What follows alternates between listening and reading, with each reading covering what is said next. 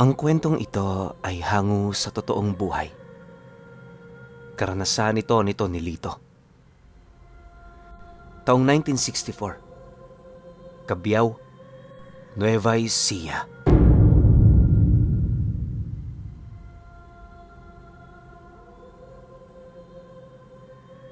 Huwaran at isang masipag na ama ang pagkakakilala kay Tonelito ng mga kababaryo niya. Mula kasi sa wala, naitaguyod niya ang kanyang pamilya hanggang sa guminhawa ang buhay nila. Mataas man ang kanyang pagkakakilanlan sa komunidad, alam ng kanyang pamilya kung gaano siya minsang nagpakababa para lamang sa pera. Kung hindi niyo kasi naitatanong, itong si Tonelito, likas talagang may madilim na buhay. Sa murang edad niya hanggang sa siya ay nagbinata, hindi nagsawa ang kanyang mga magulang sa pangmamalupit sa kanya. Gabi-gabi kapag umuuwi ang tatay niya, bago yun matulog, dinadaanan siya nito sa kanyang silid para lang gulpihin. Ganon at ganon ang ginagawa ng tatay niya at hindi pa rin yun tumigil hanggang sa tumanda na siya. Nagkaroon lang siya noon ng lakas ng loob nung nakilala niya ang kanyang asawa. Ito kasi ang nag-udyok sa kanya na lumaban, dahilan para lumapit na siya sa lolo niyang mangkukulam. Sa una nilang pag-uusap, inilahad nito sa kanya ang mga pamamaraan upang matigil ang ganoong gawain sa pamamahay nila. Subalit lahat ng yon, hindi niya pinaboran, gawa ng ang nais niya noong mangyari, mawala na ang mga ito. Nakapagbigay naman ng mga bagay na pwede niyang gawin ng kanyang lolo, pero nangangailangan ito ng malaking kapalit. Ayon pa sa matanda na, kapag ginawa ng isang taong ganoong bagay, hindi na siya maituturing pangkapantay ng isang karaniwang nilalang. Mas mababa pa siya sa bato at kahit anong gawin niya sa buhay, hindi na niya ito maiwawaksi. Ang palatandaan na siya ay isinumpa ay ang pagkakaroon niya ng marka sa kanyang katawan na dahan-dahang lalason sa kanyang sistema. Dahil dito, magiging limitado na lamang ang itatagal niya sa mundo at sa mga sandaling ginawa na niya ito, hindi na siya maaaring matulungan pa ng lahat ng nilalang na may kaalaman pagdating sa lihim na karunungan. Mawawala na rin ng bisa ang anumang gamot na kanyang iinumin para sa mga iindahin niyang karamdaman sa hinaharap. Nang malaman naman ito ni Lito ang mga ganoong kapalit para sa kanyang binabalak, hindi naman siya nito gaanong nasindak. Imbis na panghinaan ng loob, mas lalo itong nag-udyok sa kanya para gawin ng bagay na yon. Dala na rin ng matindi niyang hangarin, hindi siya pinigilan ng kanyang lolo. Kahit mali, pinagawa yun sa kanya dahil yon ang inaasam ng kanyang puso. Matagumpay naman niyang naisagawa ang ritual at sa pagkamatay ng mga magulang niya, tuluyan na rin niyang hindi nakita yung matanda. Sinubukan niya pa yung hanapin pero kahit nasa harapan niya ito, ayon sa kanyang asawa, nakapagtatakang di niya pa rin yon nakikita. Magmula noon, unti-unti na niyang nararamdaman ang epekto ng sumpa na kanyang ginawa. Napansin na rin niya ang marka sa kanyang dibdib na sumisimbolo ng baliktad na krus o kilala sa tawag na Antikristo. Magmula noon, pinasa nito ni Lito ang lahat ng karma niya sa buhay. Sa simpleng lagnat, nagdudulot yon ng matinding pagsubok sa kanya na halos umabot na rin sa puntong hindi na niya maisip kung mabubuhay pa ba siya. Lahat kasi ng kanyang iniinom, wala talagang bisa, kaya ang tanging naaasahan lamang niya ay ang sariling depensa ng kanyang katawan. Napakamapanganib din para sa kanya na masugatan, gawa ng sa halip na mabilis yung humilom, isang buwan muna yung lalala bago ito tuluyang mawala. Ang mga ganoong sitwasyong pinagdaanan niya noon ang mas lalong nagbigay dagok sa kanyang buhay, ngunit kahit papaano wala naman siyang pinagsisihan. Naniniwala siya na ang ginawa niya noong gabing yon ay nararapat lamang para sa mga demonyo niyang magulang. Hindi naman kasi lahat ng magulang mabubuti. Yung iba, ubod ng lulupit sa mga anak nila. Tipong pinapalaki nila ito para alipustahin at alipinin. Hangad ko mawala nito ni Lito sa ganoong sitwasyon, kaya niya nagawa ang bagay na yon kahit malaki ang kapalit. Maaaring marami ang hindi sang-ayon sa kanyang ginawa, pero naniniwala siyang ang mga anak na pinagmalupitan ng mga magulang makakaunawa sa kanyang naging akto. Sa paglipas pa ng mga panahon, sinabayan pa ng matinding kamalasan ang kanilang pamumuhay. Literal na mas mahirap pa sila sa daga noong mga oras na yon, gawa ng kahit anong pagsusumikap nila, wala silang nararating. Mas lalo ring tumindi ang naranasan nilang mag-asawa nung magkaanak na sila.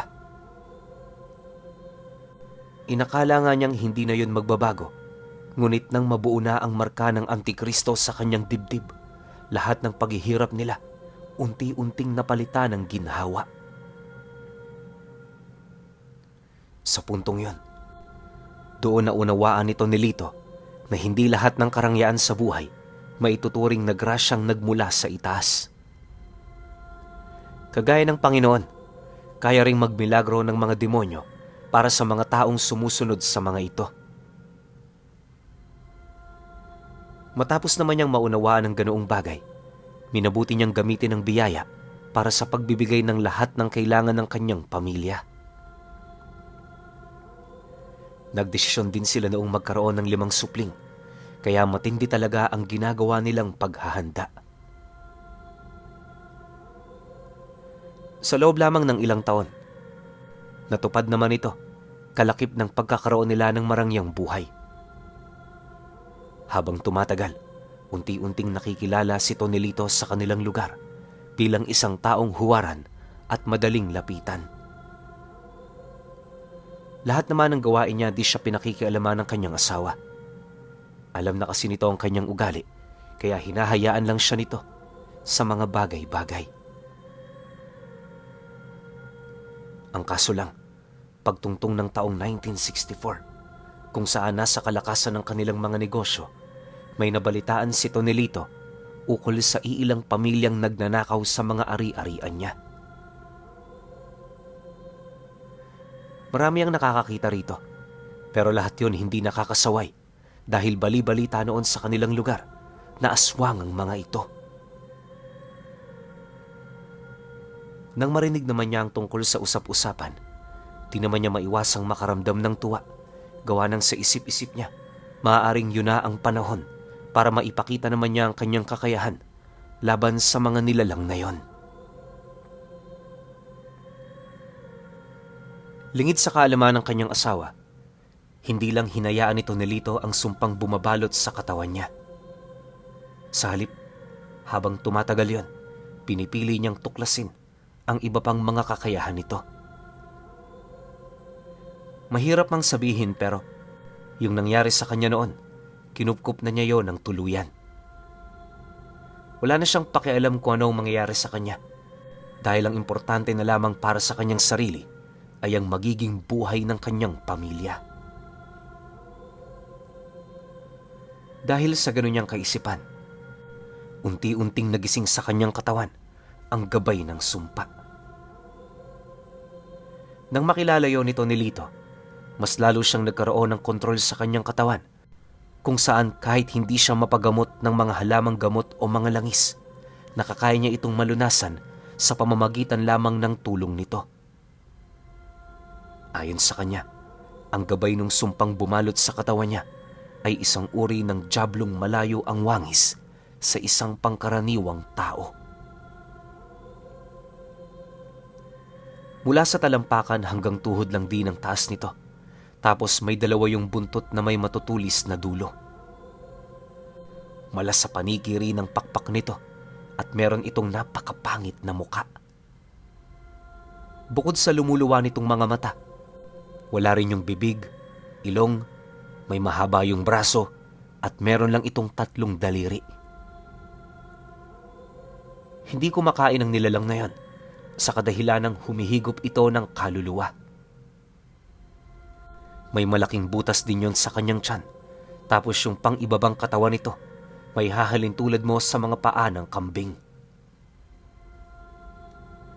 Bagaman walang sungay ang nilalang na yan, alam niyang isa itong makapangyarihang demonyo na nagmula sa kailaliman ng impyerno. Dagdag pa nito ni Lito na nung matawag niya ang nilalang na yan, malaki ang naging pagbabago sa kanyang katawan. Hindi na rin siya noon basta-bastang napapagod. Nagkakaroon na rin siya ng pisikal na lakas na higit sa kanino man, pero naging balik nito sa kanya lahat ng pangontra laban sa mga masasamang nilalang. Kinakatakutan din niya. Dahil sa ganoong sitwasyon, sa abot ng makakaya nito ni Lito, nag-ingat siya. Hindi siya basta-bastang dumadalo sa kahit kaninong piging at hindi rin siya pumapasok sa mga bahay na hindi niya kabisado ang loob. Sa ganoong paraan, walang kababaryo niya ang nagduda sa kanya. Ang tanging nakakaalam lang din ito, walang iba kundi ang kanyang asawa. Matapos naman niyang malaman ang tungkol sa sigalot sa kanilang mga ari-arian, agad naman niya itong ipinagbigay alam sa kanyang kinakasama. Ganun kasi ang ginagawa niya kapag may problema. Ipinapaalam na muna niya rito upang magkaroon din niyo ng ideya sa mga sigalot na kinakaharap nila. Minsan, may mga pagkakataon ding ang asawa niya ang nagdidikta ukol sa mga bagay na gagawin niya. Sa pagsapit naman ng gabi noong mismong araw, seryoso na nilang pinag-usapan ang kanilang problema. Hindi na kasi mapakali itong si Tonelito, gawa ng mag-iisang linggo na palang pinakikialaman ng mga ito ang mga lupain nilang pinapatubuan nila ng munggo at iba pang mga pananim na pwedeng ibenta.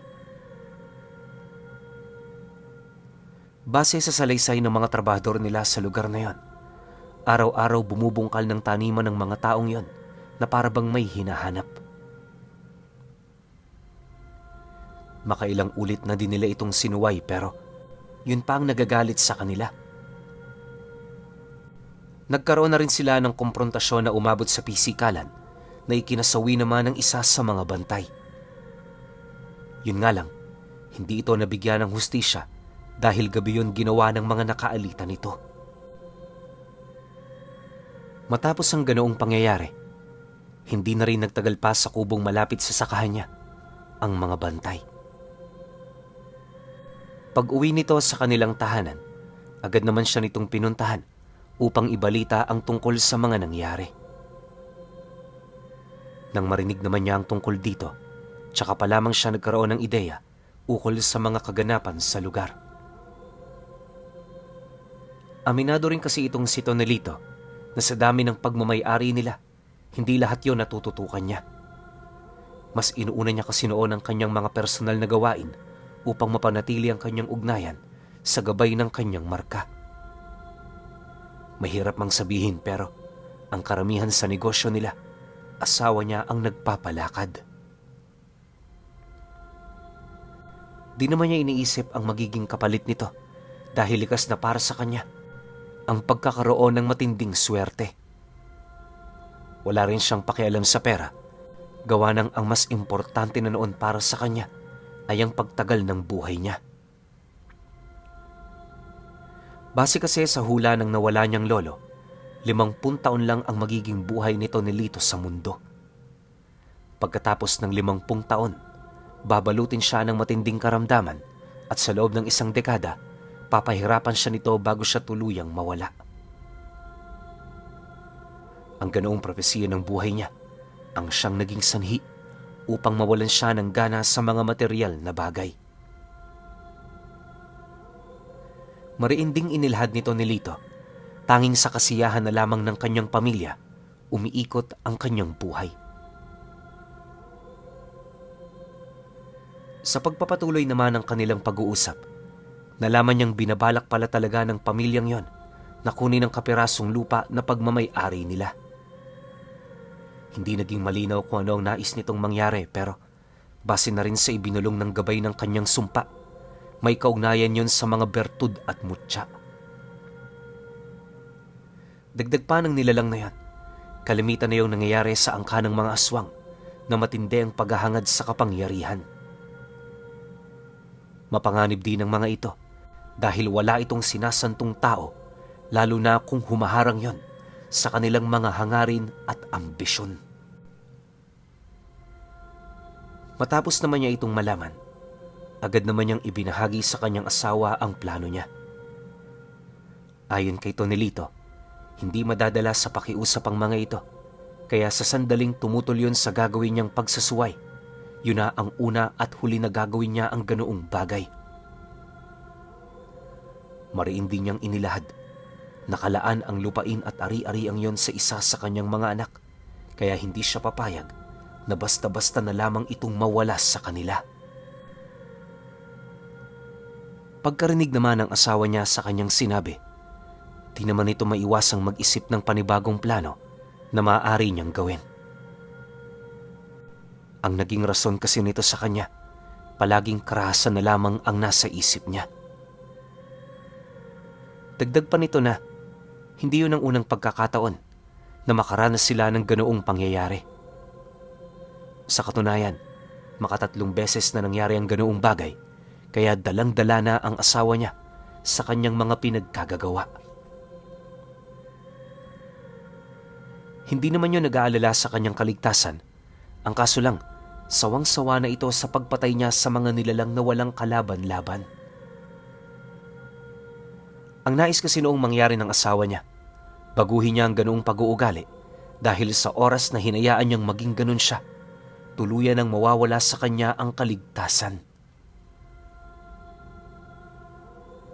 Nang marinig naman ito ni Lito ang sinabi nito, di naman niya maiwasang manahimik habang pinag-iisipan ang mga katagang inilahad ng asawa niya.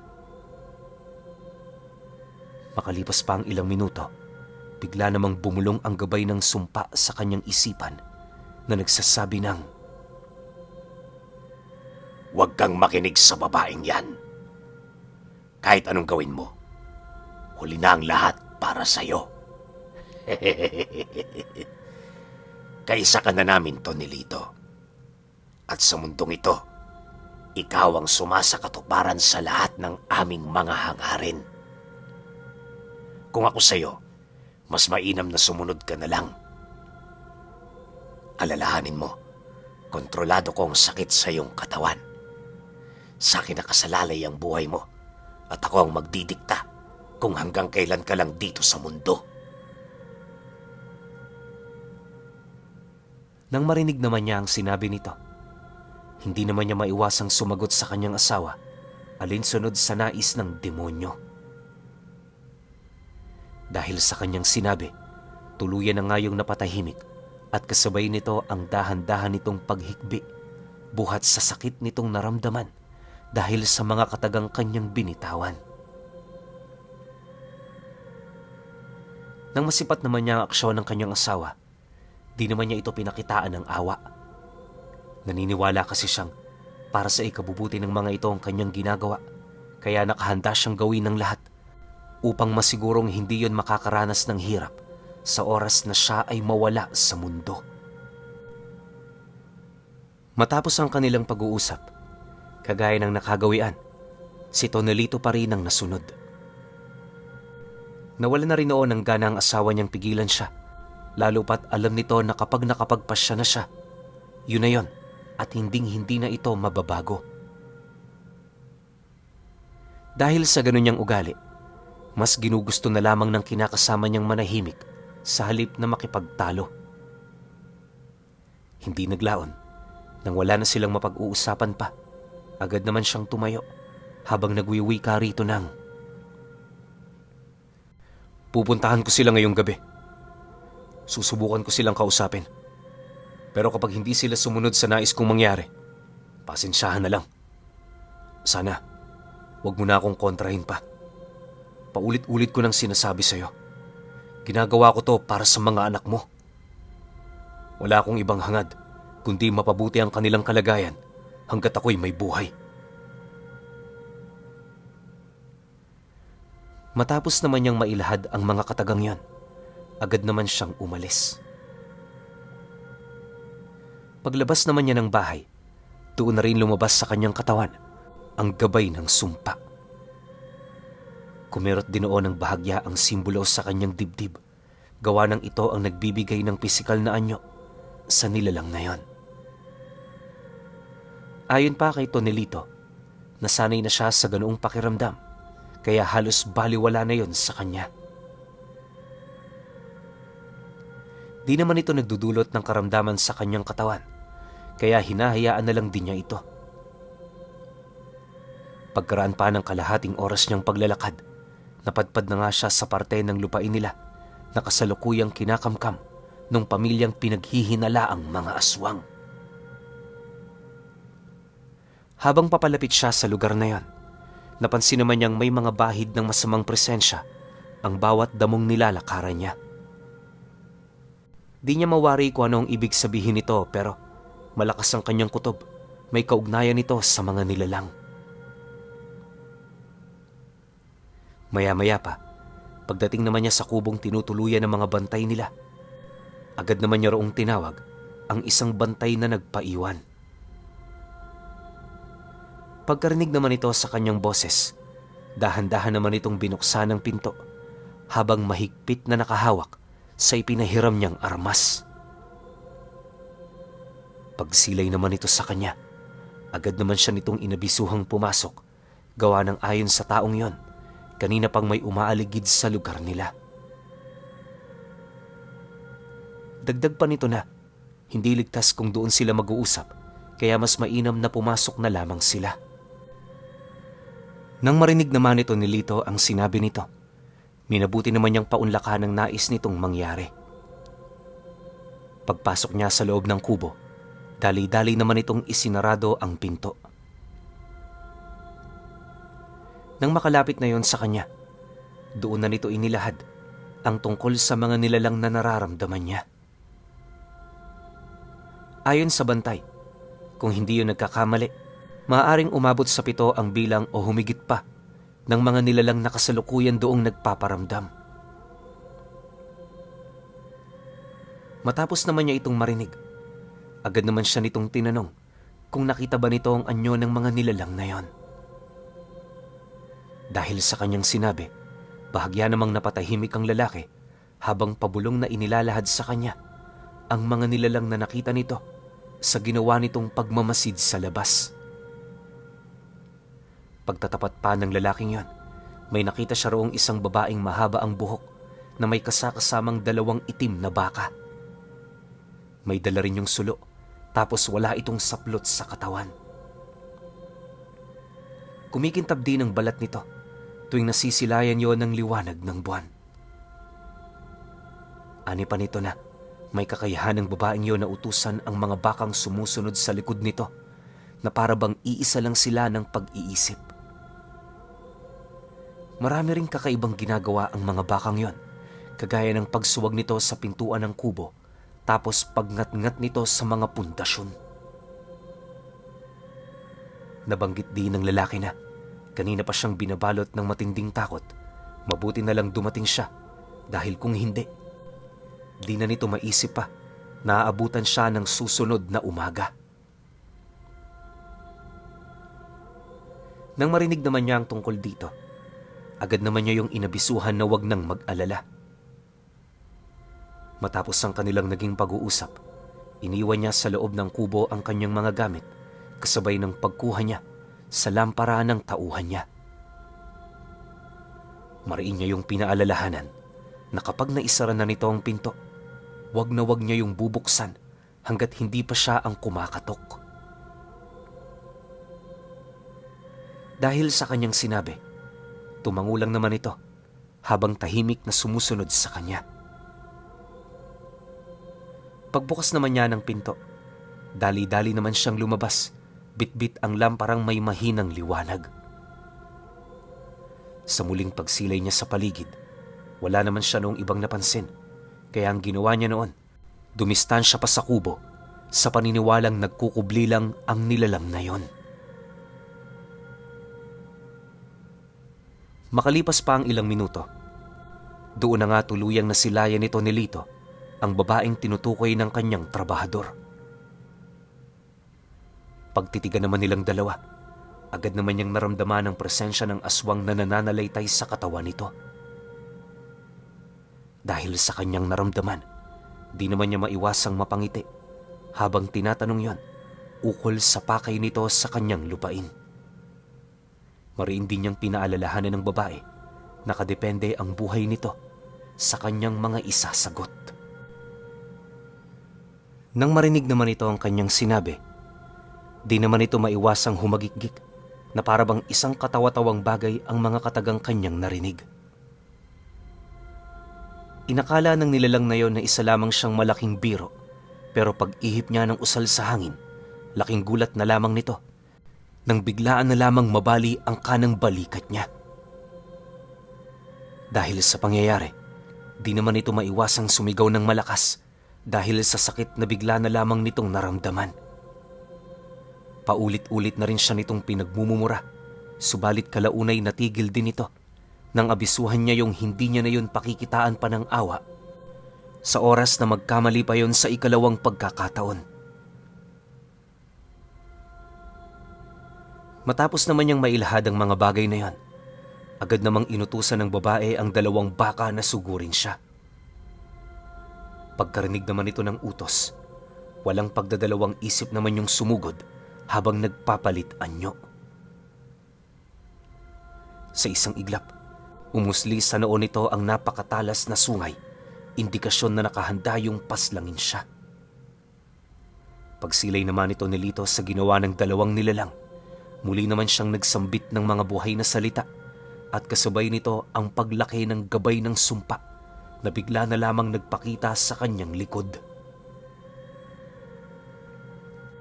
Buong puwersa itong nagpakawala ng matatalas na hangin na siya namang pumugot sa iba't ibang parte ng katawan ng mga nilalang na yon. Dahil sa pangyayari, agad namang sumubasob ang mga ito sa lupa nang wala ng buhay. Nang masipat naman yon ng babae, agad naman niyang nakita ang matinding pagkasindak na namumutawi sa mga mata nito. Nang mapagtanto naman niyang kontrolado na niya ang nilalang na yon, agad naman siya roong lumapit habang seryosong nagtatanong ng, "Huling tanong, anong pakay niyo rito? Balita ko, sinisira niyo ang mga tanim namin na malapit ng gapasin. Maaari bang malaman kung bakit niyo ito ginagawa?" Pagkarinig naman ito sa kanyang sinabi, doon na yun nagsimulang umiyak na parabang hindi na nito kayang kimkimin ang nararamdaman nitong takot sa kanya. Maya-maya pa, napilitan na rin yung magsalita ukol sa kanilang pakay sa lugar. Ayon dito, kaya nila sinisira ang mga pananim ay dahil sa naniniwala silang may biyaya ng kalikasan sa lugar na yon. Dagdag pa nito na, kapag nakuha na nila doon ang kanilang hinahanap, ang susunod nilang gagalugarin ay ang tahanan na mismo nila Tonelito. Wala silang takot na gawin ito dahil ang nilalang na namumuno sa kanila ay nagtatangan din ng hindi masukat na kapangyarihan. Mariin din itong inilahad na sa buong buhay nito wala yung ibang hangad kundi ang mapasakamay ang lahat ng kakayahan. Babala pa ng babae na pauna pa lamang sila sa pangkat nito, kaya kung nais niya yung kalabanin, kinakailangan niyang mapaghandaan ang mga susunod pang buwan. Nang marinig naman ito ni Lito ang sinabi nito, hindi naman siya nag-alinlangan na yon ay tapusin. Pag-ihip naman niya ng dasal sa hangin, agad namang bumagsak sa lupa ang babaeng yon nang wala ng buhay. Matapos naman niya itong paslangin, agad naman siyang bumalik sa tabi ng kubo habang patuloy na pinagmamasdan ang buong paligid. Nga pala, konting paglilinaw lang sa abilidad nito ni Lito. Baka kasi mapaisip kayo ng kakayahan nito. Ayon sa kanya, Espiritual na kombate ang palagi niyang dala sa anumang uri ng pakikipaglaban. Kapag ang mga nilalang ay gumagamit ng mga anyong hindi naman orihinal sa kanila, kayang-kaya niya yung saktan sa pamamagitan lamang ng mga usal na iniihip niya sa hangin. Dahil sa mahilig noon sa matatalas na bagay itong si Tonelito, nagustuhan niya ang paggamit sa mga espiritual na sandata na may hindi masukat na talas. Yon ang pumapatay sa mga nilalang nakaharap niya bago pa man malaman ng mga ito ang kanyang totoong kakayahan. Dagdag pa niya na ang ganoong abilidad ang kalimitang kinakatakutan ng mga aswang dahil sa ayaw na ayaw ng mga ito na maputulan ng kahit na anong parte ng katawan. Maliban din sa ganoong abilidad, may kakayahan siyang durugin ang katawan ng isang nilalang sa pamamagitan lamang ng kanyang kamay. Kapag naabot na nito ang mga kondisyon, malaya niyang nagagawa ang ganoong abilidad sa kahit na sinong kaharap niya. Hindi na rin mahalaga kung nasa estado pa yon ng pagiging tao. Ang importante ay may masama itong dugong nananalaytay sa katawan nito. Gayunpaman, kahit ganon ka makapangyarihan ang kanyang abilidad, aminado siyang hindi niya ito basta-bastang nagagawa kapag may kaharap siyang sugo ng itaas. Ang ganoong dahilan ang palaging nag-uudyok sa kanya na umiwas sa mga albularyo at antingero. Sa kabutihang palad, dahil sa hindi naman likas sa kanyang pagiging masama, ilang taon na siyang walang kinakaharap na problema sa mga ito. Pabor naman yun kay Tonelito, dahil ang ganoong kapayapaan para sa kanya ang mas nagbibigay ng higit na kayamanan. Sa pagpapatuloy naman ng kanyang pagmamasid, di naman niya may pagkakaila ang 3 pang aswang na umaaligid. Habang tumatagal, unti-unti yung lumalapit sa kinaroroonan niya, kaya nagpasya siyang kaharapin ng mga ito bago pa man yun makalapit ng buo. Ang iniiwasan niya kasi noong mga oras na yon ay yung masipat sila ng trabahador niya na naglalaban. Nasisiguro niyang katakatakot na kwento na naman ang kakalat sa lugar nila kapag nakita sila nito. Hanggat maaari, yon ang kanyang iniiwasan upang hindi siya maging mainit sa mga mata ng mga antingero. Makalipas pa ang ilang minutong paglalakad, kagaya ng inaasahan, nagpakita na nga sa kanya ang nilalang. Pagtitig naman niya sa mga ito, agad namang kumirot ang kanyang dibdib, kasabay ng paglabas ng nilalang na gumagabay sa kanyang sumpa. Matapos naman itong lumabas, hindi na nag-alangang sumugod sa kanya ang nilalang, dahilan para durugin niya ang mga laman loob nito sa pamamagitan ng kanyang kamao. Pagkasuntok naman nito nilito sa hangin, agad namang tumigil ang isa sa mga aswang at mabilis na sumuka ng dugo. Dumilat din ang husto ang mga mata nito hanggang sa kalaunay bumagsak na yon sa lupa. Dahil sa pangyayari, agad namang natigilan ng iba pa nitong mga kasama na para bang gulat na gulat sa mga nasilayan nila. Pagsilay naman ng mga itong ilang metro na lamang ang layo nito nilito sa kanila, agad naman yung dumistansya habang umaangil ng malalim. Panay din ang ginagawa nitong pagsindak sa pamamagitan ng pag-atungal ng malakas, subalit kahit isa sa mga yon, hindi man lang tinayuan ng balahibo itong si Tonelito.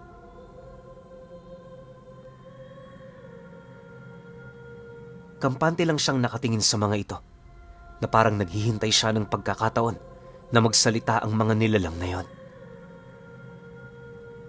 Maya-maya pa, nang hindi na rin maatim ng isa sa mga itong panghahamak niya, buong puwersa naman siya nitong sinugod habang buong lakas na sumisigaw. Subalit bago pa man yun makalapit sa kanyang kinaroroonan, bigla itong binalot ng matinding takot matapos nitong masilayan ang gabay ng kanyang sumpa na nakatayo sa kanyang likod.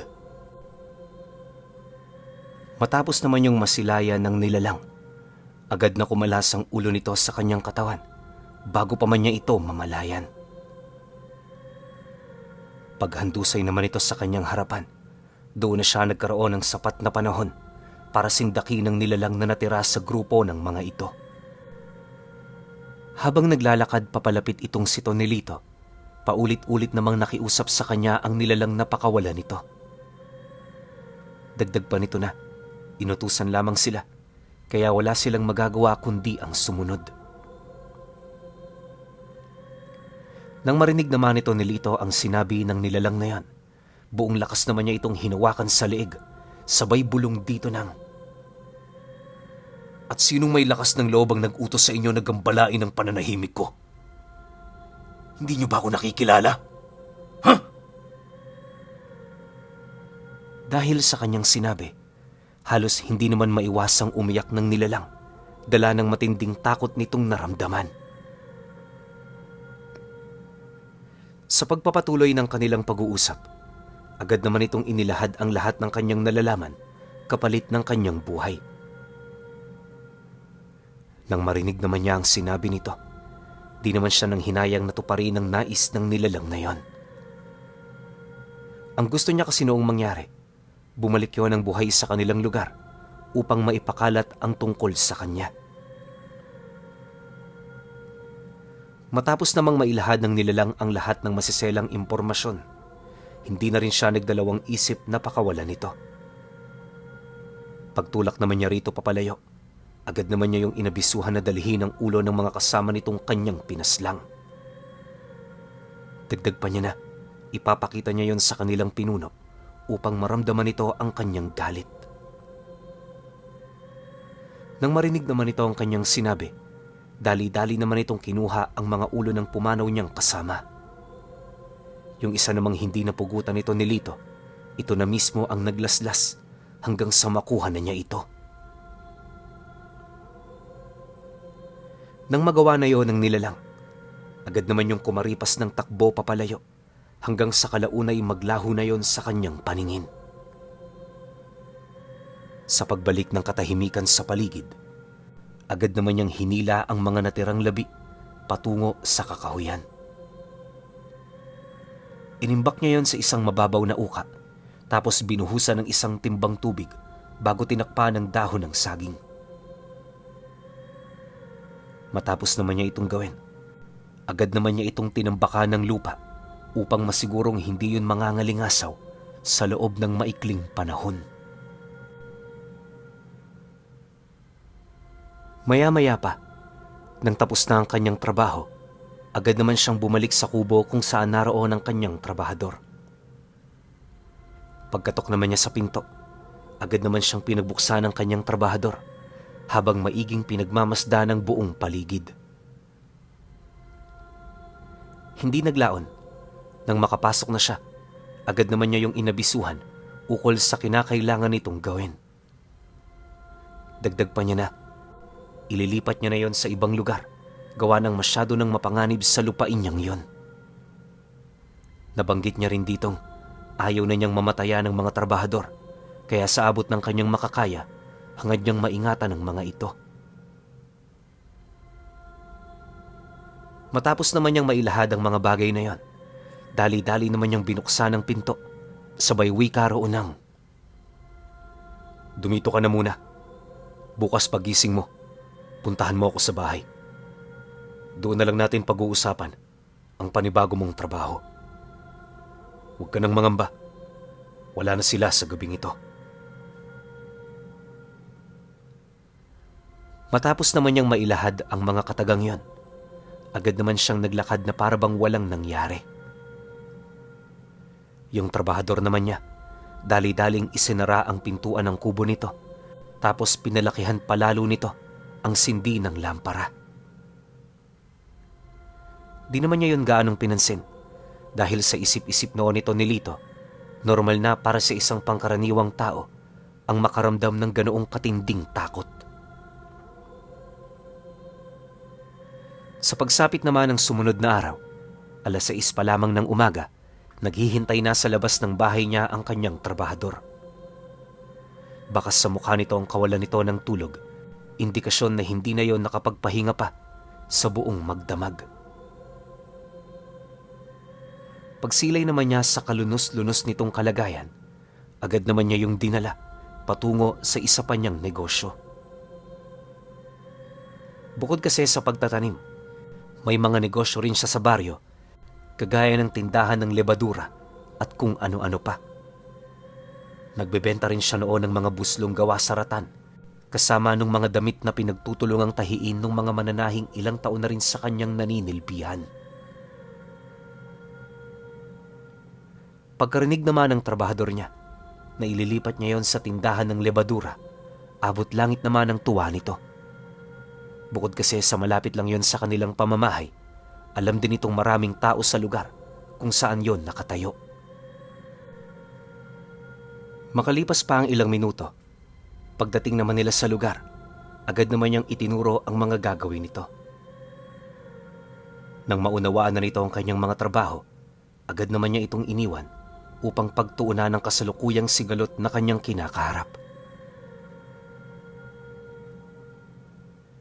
Sa pagpapatuloy naman ng kanyang paglalakad, walang takot naman niyang pinuntahan ang bahay ng mga aswang, di kalayuan sa kanyang sakahan. Inaasahan na niyang doon yun nakatira, gawa ng ang mga amoy ng mga nilalang na nalanghap niya noong nagdaang gabi, natuntun niya sa lugar na yon. Kalahating oras pa ang dumaan, nakapasok siya sa isang liblib na sitio, milya-milya ang layo mula sa kanilang baryo.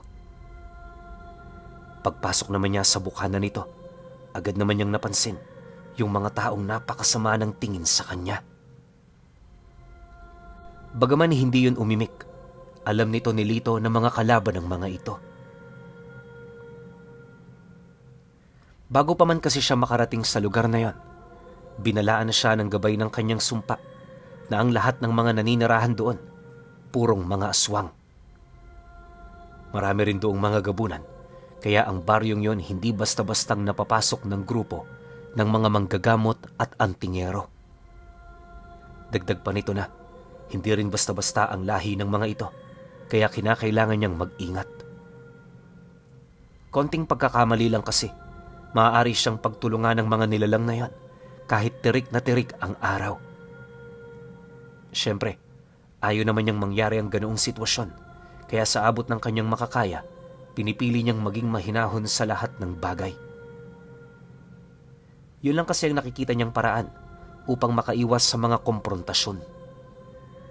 Ngunit sa kasamaang palad, habang binabagtas niya ang daan patungo sa sentro, napansin naman niyang parang pinalilibutan na siya ng iilang mga taong may daladalang mga itak.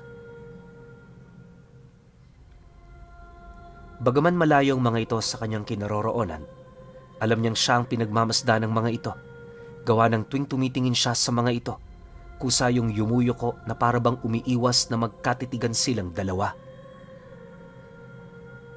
Sa puntong yun, imbis na dumiretso siya sa sentro, minabuti niyang dumaan sa isang maliit na tindahan para bumili ng tabako. Ilang minuto rin siya roong tumambay hanggang sa kalaunay may nasipat na siyang isang matikas na lalaki na dahan-dahang lumalapit. Pag-upo naman ito sa kanyang harapan, agad naman itong inilapag sa mesa ang hawak nitong itak, sabay wika sa kanya ng, "Hindi ka tanggap sa lugar na to. Umalis ka na, bago pa malaman ng karamihan na nandito ka. Masyado ka namang kampante. Anong akala mo? Hindi ka namin nakikilala?" Pagkalahad naman ito ng lalaki, bigla naman itong inihampas sa mesa ang hawak nitong itak na siyang naging sanhi upang yon ay mabutas. Akmang hihilahin pa sana niya yun papaitaas nang bigla namang hawakan nito ni Lito ang kanyang bisig, sabay sagot dito ng, "At sinong may sabi sa iyong hindi ko alam na kilala niyo ako? Sa tingin mo, gano'n na ba ako katanga para hindi ko malaman ng mga ganyang detalye?" Matapos naman niyang mailahad ang mga katagang yan, dahan-dahan naman niyang dinurog ang kamay ng lalaki. Pagbitaw niya rito, halos lumabas na sa mga balat nito ang buto ng kanyang daliri. Sinubukan naman yung ibalik ng nilalang pero Kahit anong gawin niya, hindi yun sapat upang magapi ang mahikang ginamit dito ng kanyang kausap. Dahil sa pangyayari, wala na nga itong nagawa kundi ang sunggaban siya. Paglapit naman ito sa kanya, paulit-ulit naman siya nitong sinakmal sa leeg para paslangin. Ang kaso lang, kahit anong puwersa ang gamitin ng nilalang na yon, hindi nito magawang mailapat sa kanyang balat ang mga matatalas nitong pangil. Pakiramdam nito, may kung anong puwersa ang humaharang sa pag-atake niya, kaya dahan-dahan naman niya itong sinipat. Pagsilay naman niya sa may bandang leeg nito ni Lito, doon niya nakita ang isang malaking kamay na nakahawak sa kanyang bunganga. Dahil sa kanyang nakita, sinubukan naman niyang magpumiglas mula sa pagkakahawak nito, pero hindi niya na yun nagawa. Sa sobrang lakas kasi ng kamay na yon, pakiramdam ng nilalang, parang nakaipit sa mga bakal ang kanyang ulo. Halos paulit-ulit na siyang nagpumiglas sa nilalang na yon para lamang makatakas, pero hindi talaga yon umubra. Maya-maya pa, nang marinig naman itong magsalita si Tonelito, doon na yon nawalan ng pag-asang mabuhay. Ang mga katagang binitawan kasi nito, nanuot sa kanyang mga laman at buto, dahilan upang mawalan siya ng lakas para lumaban. Paglupaypay naman ng katawan ng nilalang, bigla naman itong nilamon ng gabay ng sumpa. Sa isang iglap, naglaho ang katawan ng nilalang na yon na siya namang ikinagulat ng husto ng mga aswang na nakasaksi sa mga nangyari. Makalipas pa ang ilang minuto, nang manumbalik ang katahimikan sa buong paligid, agad naman siyang tumayo at nagpatuloy sa kanyang paglalakad. Yung tindahan namang pinagkuhanan niya ng tabako, hindi na rin siya siningil. Dahil pagsagpang pa lamang sa kanya ng nilalang, kumaripas na yon ng takbo papalayo.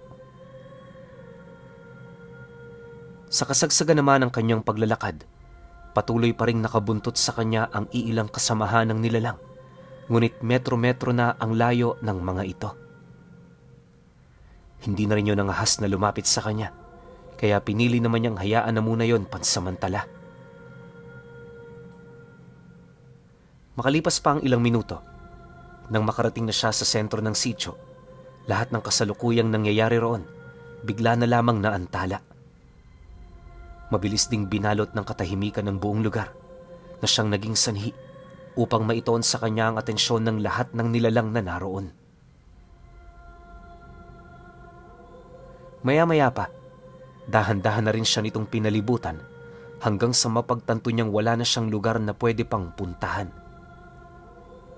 Dahil sa pangyayari, tahimik lang naman siyang nanatili sa kanyang kinaroroonan habang maiging pinakikiramdaman ang mga gagawin ng mga ito.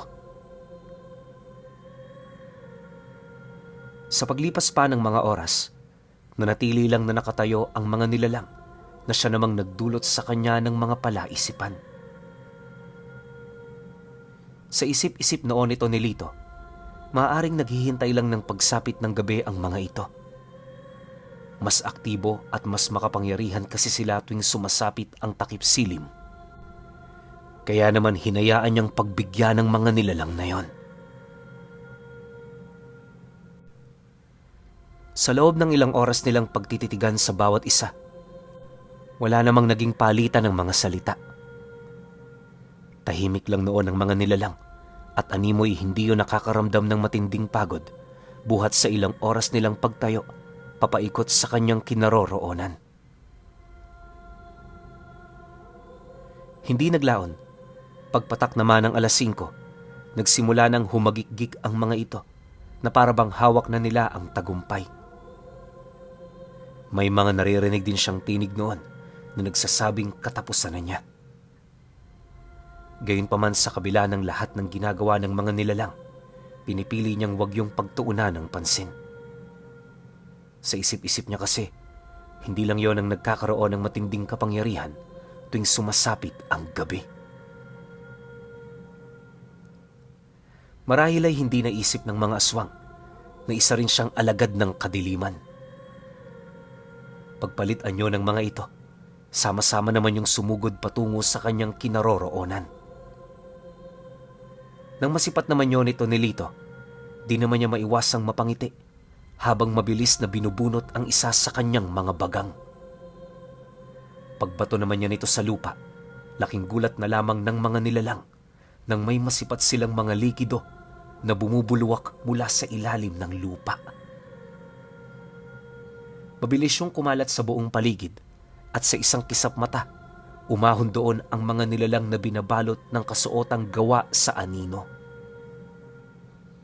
Pagtawag naman niya sa mga pangalan nito, hindi naman niya maiwasang tumawa habang nagwiwika sa mga kalaban niya ng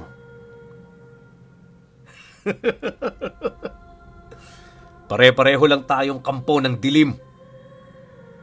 Kung kapangyarihan niyo ang kadiliman, ganun din ako. Matapos naman niyang mailahad ang mga katagang yon, agad namang sumugod ang mga nilalang na kanyang tinawag kasabay ng paghugot ng mga ito ng mahahaba nitong mga tabak. Maya-maya pa, paglapit naman ito sa mga kalaban niya, walang patid naman nila itong pinagtatataga hanggang sa kalaunay binalot na ng hinagpis at pagdadalamhati ang kabuuan ng sityo. Ang iilan din sa mga gabunang namumuno sa mga ito, nasisipat niyang hirap na hirap ng kalabanin ang mga alipores niyang gawa sa purong anino. Pagsilay naman niya sa ganoong sitwasyon, dahan-dahan naman niyang hinubad ang kanyang pang-itaas na kasuotan upang ibulgar ang lihim na matagal na panahon na niyang pinaka-iniingatan. Pagsilay naman ng pinunong gabunan sa marka ng Antikristong nakalimbag sa kanyang katawan, hindi naman ito napigilang sumigaw ng napakalakas kasabay ng walang takot nitong pagsugod patungo sa kanyang kinatatayuan. Nang masipat naman niya ang ginawa nito, hinayaan lang naman niya ang nilalang na yan hanggang sa magpang-abot na silang dalawa. Habang pinapaulan na naman siya nito ng mga pag-atake, kampante naman niya itong iniilagan sa pamamagitan ng kanyang matatalas na paningin. Maliban sa ganoong kakayahan, may abilidad din siyang makasilay ng ilang segundo sa hinaharap, kaya lahat ng pag-ataking ipinupukol sa kanya, baliwala hanggat yon ay nakikita niya. Dahil sa ganun niyang abilidad, ramdam naman ng gabunan na yon ang agwat ng kanilang mga kapangyarihan. Makalipas pa ang ilang minuto, nang mapagtanto naman itong imposible niyang matamaan ng pag-atake ang kanyang katunggali, doon na siya humingi ng tulong sa mga nilalang na malapit lang sa kanya. Pagdating naman ng dalawa pa nitong kasama, walang pagdadalawang isip naman niyang pinisak ang mga bungo nito gamit lamang ang kanyang mga kamao. Matapos naman itong gawin nito ni Lito, di naman niya maiwasang mapangiti habang nagwiwika sa nilalang na yun ang ayoko na may gumugulo sa ating dalawa. Balita ko, dito nakatira ang pangas na kumakamkam sa mga pagmamay-ari ko. Kilala mo ba siya? Sabihin mo kung sino siya. At ipinapangako ko sa iyo ngayon din mismo na hindi ko nakukunin ang buhay mo. Mananatili kang malaya hanggang sa mamatay ka sa natural na paraan. Ayos ba yun, kaibigan? Nang marinig naman ang gabunan ng kanyang sinabi, bigla naman yung umangil kasabay ng pagdakot nito ng isang garapon na nakatago sa butas na naroon sa kanyang singit. Dali-daling ininom ng nilalang ang laman nito kasabay ng mabilis nitong pagpapalit anyo. Nang masaksihan naman niya ang ganoong pangyayari, halos hindi naman niya maiwasang magulat, gawa ng yon ang kauna-unahang pagkakataon na makasilay siya ng isang aswang na may 2 kaanyuan. Ang buong akala niya kasi, isang gabunang lakat lamang ang nilalang, ngunit sa pagpalit anyo nito, nagkaroon nyo ng malapad na pakpak. Walang sabi-sabi, agad naman yung lumipad papaitaas at nung magkaroon na yon ng sapat na distansya, walang pag-aalangan naman yung bumulusok patungo sa kinaroroonan niya. Dahil dito, hindi naman maiwasang magalak ni Tonelito na siyang naging sanhi upang salubungin niya sa ere ang nilalang na yon. Pagsilay naman ng gabunan sa kanyang ginawa, buong lakas naman yung bumulusok papalapit sa kinaroroonan niya. Ngunit bago pa man siya nito malapatan ng saksak sa katawan, nagawa niya na yung mahawakan sa leeg. Nang masiguro naman niyang hindi na makakawala pa ang nilalang, agad naman niya itong ibinalibag sa lupa kasabay ng pagbao ng kanyang paa sa mismong tiyan nito. Matapos naman niya itong gawin, halos mawala ng ulirat ang nilalang na yon buhat sa sobrang tindi ng pinsala nitong natamo. Maya-maya pa, nang mapagtanto naman niyang hindi na yon makakalaban pa, muli niya itong tinanong ukol sa nilalang na nagbabalak ng masama sa kanya. Nang marinig naman ang gabunan ng kanyang sinabi, bigla naman yung ngumisi kahit mamamatay na, sabay wika sa kanya ng,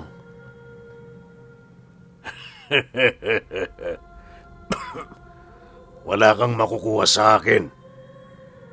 Ikaw ang may kailangan sa kanya. Ikaw ang maghanap kung nasaan siya. Nang marinig naman niya ang sinabi nito, agad naman siyang nakaramdam ng pagkairita, kaya napilitan na rin siyang paslangin ng gabunan. Matapos nun, sumunod na rin ang mga kasama nito hanggang sa nalipol na nila ang lahat ng mga nilalang na naninirahan sa baryo. Matapos ang pangyayaring yon, umuwi ng walang nalalaman itong si Tonelito. Sa paglipas pa ng mga araw, hinintay niya ang pagdating ng nilalang pero hindi yun dumating. Marami rin siyang pinakalat na mensahero sa mga karatig lugar. Ang kaso lang, wala rin yung nalaman. Huli na rin ang nabalitaan niya ang isang ulat ukol sa makapangyarihang antingero na pumatay umano ng isang gabunang nahanay sa lahi ng mga saguban. Isa itong uri ng mga aswang na may malawak na karunungan pagdating sa mga mutya at lihim na aral. Matapos naman niyang malaman ang ulat na yon, napabuntong hininga na lamang siya dahil sa pagkabigo sa nilalang na yon.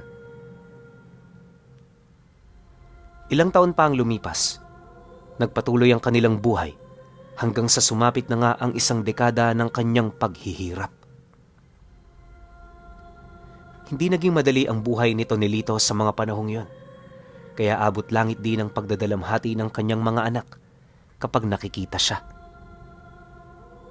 Isipin niyo na lang, buhay pa noon si Tonelito pero inuud na ang kanyang buong sistema. Malimit lang din sa 2 subo ang kanyang nakakain sa loob ng 1 buwan na siya namang nagpahina palalo sa kanyang katawan. Yung 1 dekadang palugit sa kanya ng gabay ng sumpa, di na rin niya ito nagawa. Sa sobrang tindi kasi ng mga pinagdaanan niya, 3 taon lamang ang nakaya niyang pagtitiis. Nung namatay si Tonelito, nagdulot ito ng matinding sakit sa kanyang pamilya, ngunit kahit papaano, iniwan niya yung may sapat na yaman para makapagpatuloy sa mga buhay nito. Ngayong matanda na ang mga anak niya, nananatili pa ring sariwa sa kanila ang tungkol sa talambuhay ng kanilang ama at sa lahat ng mga sakripisyo nito para sa kanila. Magpahanggang sa ngayon, nananatili pa ring palaisipan sa kanila ang ginawang ritual ng kanilang ama. Pero ang talagang pinakatumatak sa kanilang lahat na naikwento nito ay yung tungkol sa pakikipagtuos ng Antikristo sa gabunan.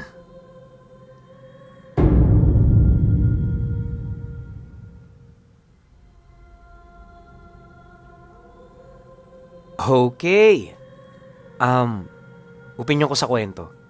Akala ko yung buong kwento iikot lang sa ganun. Yung may mga sinasamon siya may mga tinatawag siya, tas ang focus niya lang talaga mapayaman yung pamilya niya. Tapos medyo off din sa akin yung pinapatay niya yung magulang niya gamit ang isang ritual. Actually, yun yung yun yung isa ring palaisipan ng mga anak niya na kung anong klaseng ritual yung ginawa niya para maging isa siyang antikristo. Kasi ako sa pagkakatanda ko may ganito na tayong kwento Yung malakas din siyang nilalang tas meron siyang marka ng antikristo sa katawan. Tas maraming mga nasa panig ng kaliwa yung sumusunod sa kanya. Alam ko may ganyan tayong series dito. Di ko lang matandaan kung ano yung title. Di ko rin matandaan kung kalaban ba yun o siya yung bida dun sa serye natin na yun. Pero yun nga, balikan ko yung ginawa niya rin sa mga magulang niya. Para sa akin, off yun. Pero yung tinaglay niyang ganitong kakayahan, para sa akin maangas to Ang bangis nito ni Tonilito. Lalo na kung ginamit niya to sa mabuti. Pero kasi tatay to So ang focus ng mga tatay talaga, mabigyan ng magandang buhay yung pamilya nila. Yun naman yung ginawa ni Tonilito. Inalay niya yung sarili niya, kaya nga naging antikristo siya. 'Di ba? Pero yung pagiging matalino niya, alam niya yung kung ano yung gamit niya, alam niya kung saan siya lalamang. Sobrang hanga ko rito kay Tonilito. Tapos sobrang bihira nito kasi kadalasan sinasamba ng mga gabunan to Pero dito sa kwento na to, nagkaharap sila. So para sa akin, itong buong kwento na to sobrang kakaiba, pero ang ganda. Alam ko, tuwang-tuwa kayo kapag ganito. Yung kaliwa, laban sa kaliwa, tas may isang mamamatay. Pero, syempre, kayo pa rin. Kung may opinion kayo sa kwentong ito, comment nyo lang sa baba. Yun lang. Hanggang sa susunod na kwento. Salamat.